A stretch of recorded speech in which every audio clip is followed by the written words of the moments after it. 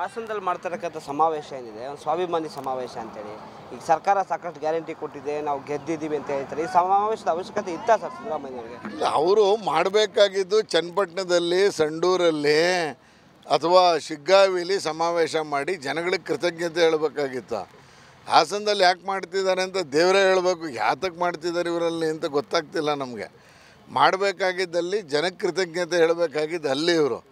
ಇಲ್ಲಿಂದ ಯಾಕೆ ಬಸ್ಗಳನ್ನ ಕರ್ಕೊಂಡು ಹೋಗ್ತಾ ಇದ್ದಾರೆ? ಎಲ್ಲೋ ನನಗನ್ಸುತ್ತೆ ನನ್ನ ಜೊತೆ ಹಿಂದುಳಿದ ವರ್ಗದವ್ರು ಇದ್ದಾರೆ ಅನ್ನೋದನ್ನು ತೋರಿಸ್ಬೇಕು ಅವರು.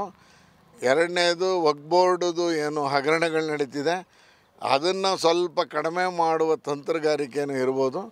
ನೋಡೋಣ, 9ನೇ ತಾರೀಕಿನ ಮೈಸೂರದು ವಕ್ಫ್ ಬೋರ್ಡ್ದು ಹಣೆ ಬರ ತೋರಿಸಿದ್ದೀವಿ, ಅದರದ್ದು ವಿಷಯವನ್ನು ಎತ್ಕೋತೀವಿ. ಈಗ ಕಾಂಗ್ರೆಸ್ನವರು ಆ ಏರಿಯಾ ಮುನೇಶ್ವರ ನಗರಕ್ಕೆ ಹೋಗಿ ನಮಗೆ ದಾಖಲೆ ಕೊಡಿ ಅಂತಿದ್ದಾರೆ.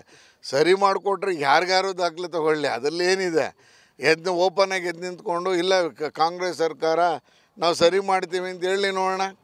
ಅವ್ನು ಯಾರ್ಯಾರೋ ಮೊನ್ನೆ ಪ್ರೆಸ್ ಮಾಡಿದಾರಲ್ಲ, ಶ್ರೀವತ್ಸ ಅವ್ರಿಗೆ ಗೊತ್ತಿಲ್ಲ ಮುನೇಶ್ವರ ನಗರದ್ದು ಅಂತ, ಇವ್ರಿಗೆ ಗೊತ್ತಿದೆಯಲ್ಲ, ಹೇಳಿ ಇವ್ರು ಓಪನಾಗಿ ನಾವು ಸರ್ಕಾರದ ಭಾಗ ರೀ, ನಾವು ನಿಮ್ಮ ಆಸ್ತಿ ಉಳಿಸ್ತೀವಿ ಅಂತ ಬಾಯಿಗೆ ಬಿಗಾಕಂಗೆ ಕೂತಿದ್ದಾರೆ ಇವರಿಬ್ಬರು ಭಾಷಣ ಮಾಡಿದವರು. ನನಗನ್ಸುತ್ತೆ ನನ್ನನ್ನು ಟಾರ್ಗೆಟ್ ಮಾಡೋಕ್ಕೆ ಹೋಗಿ ಅವ್ರು ಹಳ್ಳ ತೋಡ್ಕೋತಿದ್ದಾರೆ. ನಾನು ತೋರಿಸ್ತಾ ಇರೋದು ಡಾಕ್ಯುಮೆಂಟ್ ಮೇಲೆ. BJP ಸರ್ಕಾರ ಕೊಟ್ಟಿದ್ರೆ ಡಾಕ್ಯುಮೆಂಟ್ ತೋರಿಸ್ತೀನಿ ಹಂಗಾರೆ ನೋಟಿಸ್ನ. ಆಯ್ತು, ತಪ್ಪಿ BJP ಅವ್ರು ಕೊಟ್ಟಿದ್ರು ನಾವು ಸರಿ ಇಲ್ಲ ಅಂತ ಹೇಳ್ತೀವಲ್ಲ.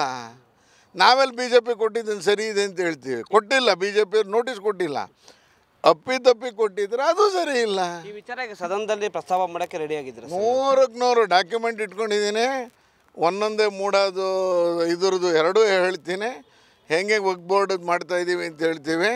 ಈಗ ಹೋಗ್ಬಿಟ್ಟು ಇಲ್ಲಿ ಕಾಂಗ್ರೆಸ್ ನಾಯಕರು ಅಲ್ಲಿ ಹೋಗಿ ಜನಗಳಿಗೆ ನಮಗೆ ಡಾಕ್ಯುಮೆಂಟ್ ಕೊಡಿ ದುಂಬಾಲು ಬೀಳ್ತಾ ಇದ್ದಾರೆ. ಡಾಕ್ಯುಮೆಂಟ್ ಏನಕ್ಕೆ ಬಾಯಲ್ಲಿ ಹೇಳಲಿ, ಮಂತ್ರಿ ಹತ್ರ ಹೇಳಿಸ್ದೆ ನಾವು ಮುಟ್ಟೋದಿಲ್ಲ ಅಂತ ಜಮೀರ್ ಅಹಮದ್ ಹತ್ರ. ನೋಡೋಣ, ಜನಗಳಿಗೆ ನೆಮ್ಮದಿ ಮಾಡಲಿ. ಯಾರಾದರೂ ಮಾಡಿ, ನೀವೇ ಕ್ರೆಡಿಟ್ ತೊಗೊಳ್ಳಿ ಕಾಂಗ್ರೆಸ್ ಅವ್ರು, ನನಗೇನು ಕ್ರೆಡಿಟ್ ಬೇಡ. 101 ಮನೆಗೂ ಹೋಗ್ಬಿಟ್ಟು ನಿಮ್ಮ ಮನೆಯನ್ನು ವಕ್ಫ್ ಬೋರ್ಡಿಂದ ಬಿಡಿಸ್ತೀವಿ ಅಂತ ಇವರೇ ಬರ್ಕೊಟ್ಬಿಟ್ಟು ಬರಲಿ, ಅದಕ್ಕೆ ಕ್ರೆಡಿಟ್ ಇವರೇ ತೊಗೊಳ್ಳಿ. ಇದ್ರ ಜೊತೆ ಈಗಾಗಲೇ ಏನು BJPಯಲ್ಲಿ ಯಾರ್ಯಾರು ಹೋರಾಟ ಮಾಡ್ತಾ ಇದ್ದಾರೆ ಮೂಡ ವಿಚಾರವಾಗಿ, ಅಂದರೆ ಕಾಂಗ್ರೆಸ್ನ ವಿರುದ್ಧ, ಅವರ ಬೇರೆ ಅಂದರೆ ಡಾಕ್ಯುಮೆಂಟ್ನ ಕಲೆಕ್ಟ್ ಮಾಡಿ ಅಂತೇಳಿ ಒಂದು ತಂಡ ಬಿಟ್ಟಿದ್ದಾರೆ ಅನ್ನುವಂಥ ಮಾತಿದೆ ಸರ್.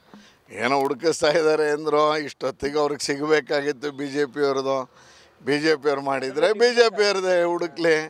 ನಂದು ಜಾಲ ಆಡೋಕ್ಕೇನು ಜರಡಿ ಆಡ್ತಿದ್ದಾರೆ ಅಂತ ಗೊತ್ತಿದೆ. ಏನಾದ್ರು ಮಾಡಲಿ, ಒಂದೇ ಒಂದು ತಪ್ಪು ನಾನು ಮಾಡಿದ್ರು ನಾನು ಇದನ್ನು ಎತ್ತಕ್ಕಾಗ್ತಿರಲಿಲ್ಲ. ತಪ್ಪು ಮಾಡದೇ ಇರುವ ಕಾರಣಕ್ಕೆ ನಾನು ಈ ಸಲ ಭೂ ಹಗರಣವನ್ನು ಎತ್ತಿದ್ದೀನಿ. ಮೂಡೋದು 400 ಕೋಟಿ ರೂಪಾಯಿ ಉಳಿಸೋದಲ್ಲಿ ಹರೀಶ್ ಗೌಡ್ರ ಪಾತ್ರನೂ ಇದೆ. ನಾವು ಮಾಡಿದ್ದೀವಿ, ನನ್ನೊಬ್ಬನಿಗೆ ಕ್ರೆಡಿಟ್ ಅಂತಲ್ಲ. ಇಡೀ ಸರ್ವ ಸದಸ್ಯರು ಮೂಡಾದಲ್ಲಿ ಚಾಮುಂಡೇಶ್ವರಿ ಸರ್ವೋದಯ ಸಂಘದ ಪರವಾಗಿ ಎಲ್ಲರೂ ಹೇಳಿದರು ವಾಪಸ್ ತಗೊಳ್ಳಿಂದ.